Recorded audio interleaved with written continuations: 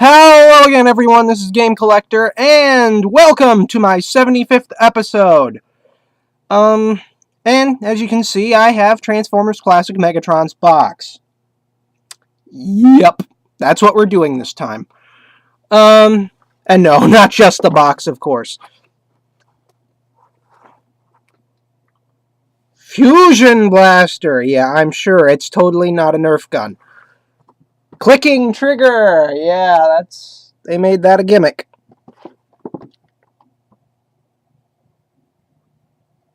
There's his bio, and it's pretty big, so feel free to pause here as long as it's in frame. I'm going to be a nice guy and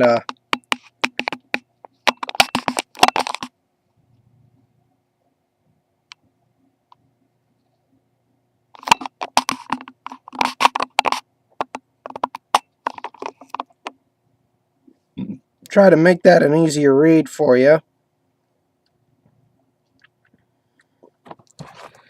And cylinder becomes wings, yeah. Working scope becomes anti-proton. What?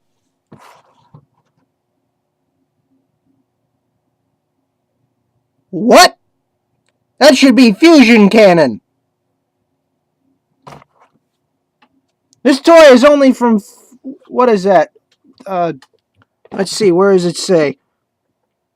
2006, and they got that screwed up. Wow. Even in the modern age, people make big mistakes.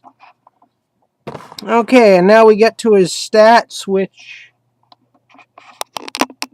I will have to adjust the camera. There we go. Strength 10, Intelligence 10, Speed 6, Endurance 10, Rank 10, Courage 10, Firepower, Fire Blast 10, Skill 7. Are you surprised? Because I'm not. And then you pull the box back, and here it shows the others. A few of these you may recognize from previous reviews. Starscream from episode 20. Astro Train also from one of my early day reviews. And Optimus Prime from episode 50. And yeah, I do have Optimus's box, but it's in the garage. So, oh well. And right here, I love this for the classic toys. A little cardboard and Velcro gives you an example of what both modes look like. Or you can just, look at the back of the box, because that's what I would normally do. And with that out of the way,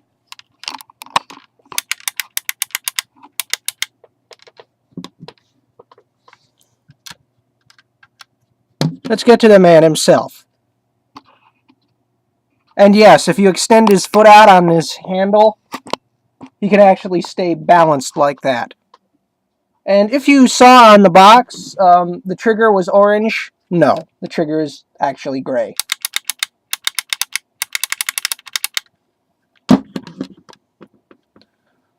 Now, I'd like to know if you'd, I was actually thinking about this and making a second video of me doing doing the gun spinning with him.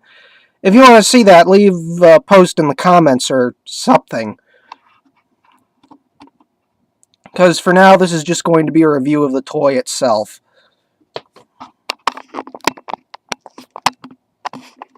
And because of toy and gun laws stuff, the scope and the gun barrel have to be orange. Because it's a toy and not an actual weapon.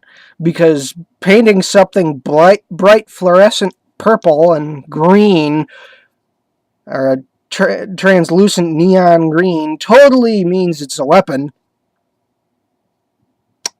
Yeah. A Japanese got one that's actually in G1 colors. He's black, silver, and red.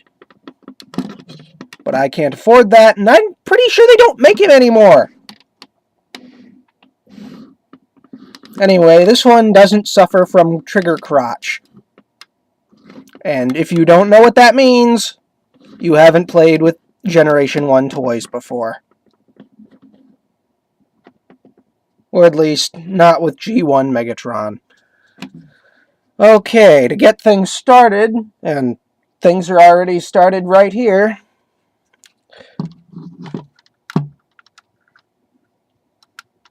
Take these tabs and pull them right apart.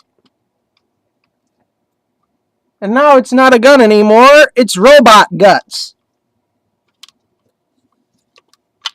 As these will actually start to do whatever the heck they want to. When they want to. And now you fold these down. Yeah, and this is on both sides, mind you. These are the clips to hold them in place. And then you lift this up just enough. Same thing with that. Then you pull what will be the legs out, and then you fold the trigger and the wings down like so. Now, oh, pardon me, you raise this part up, turn it around, lock it in, and that will clip onto the back. The wings are now out of the way. Now, with one leg partially formed, you fold it down and go like so. This was the gun handle. And now, you fold that down, slide it up, slide this one up, and it's better if you start with the heel and, okay, let me show that again, I didn't get it on camera, like there. And last, we do the arms. Right arm, which has a giant orange cap sitting on the top of it, or left arm rather, and right there. And now we have the right arm, which has a giant hammer on it on the shoulder. But thankfully, the giant fusion cannon will help you open his elbow up and get his fist out. Pardon me, anti-proton pulse cannon. Screw you, Hasbro, I'm calling it a fusion cannon. And yes, the scope works, but not terribly well. That's why, for one, it wouldn't show up because... yeah, that's about it for the scope gimmick. Yeah, that's it for the scope gimmick. It doesn't zoom, it doesn't do anything, it just makes everything look green. Hold his arm out to the side. Straighten the legs. And yeah, he has to have his arm turned sideways. And then flip open the little purple Decepticon chest plate. Pull up the head, close the plate again, and you now have Voyager class Transformers Classics Megatron.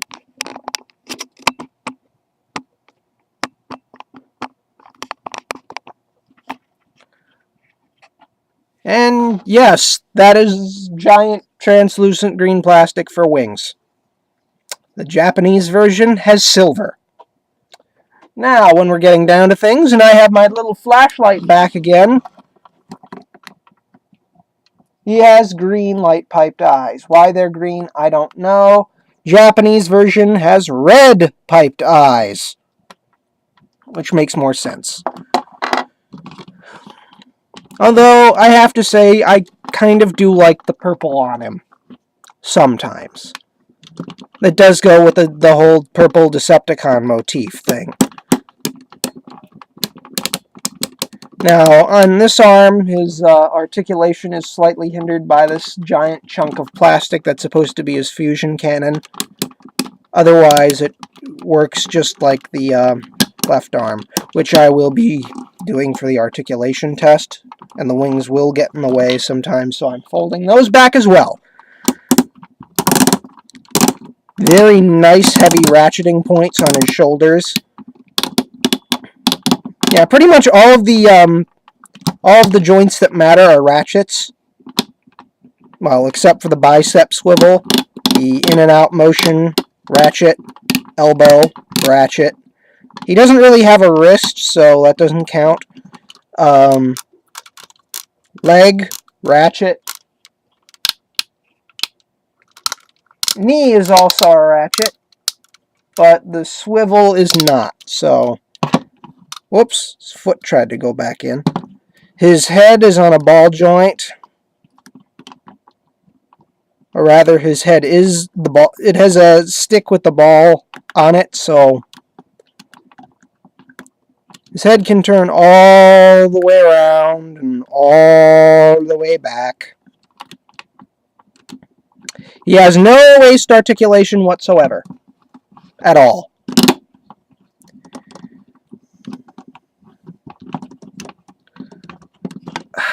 And if you keep his wings folded in, he is very... If you don't keep his wings folded a certain way or his legs splayed, he is very back heavy. Thanks to this. All of this makes him a big back heavy monster. And they don't even weigh that much. They're just...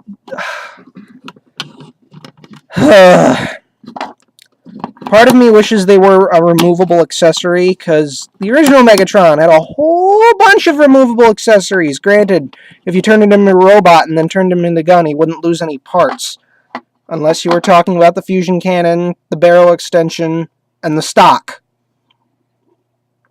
Those would all have to come off to go from gun to robot. So they only really screwed up with these. Even then, he's not all that bad of a toy either. So, I'm going to step away real quick and grab Optimus, the good Optimus, and show you what he's like next to him.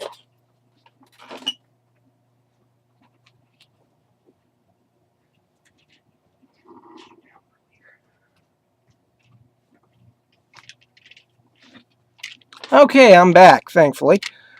And if you can hear some slight clacking in the background, that should be a good thing.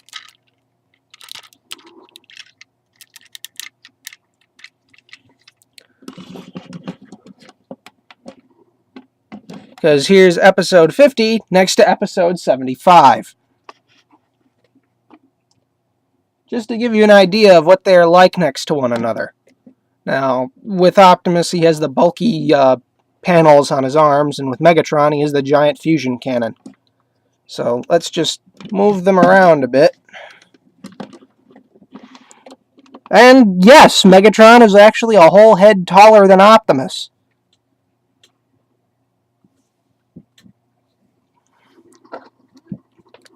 And I'm not sure if I did this in the original review, but I might as well do it now. Blue eyes. Green eyes. Evil. So, yeah.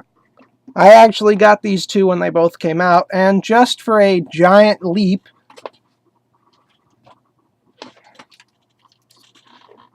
in comparisons, I'm going to move Optimus.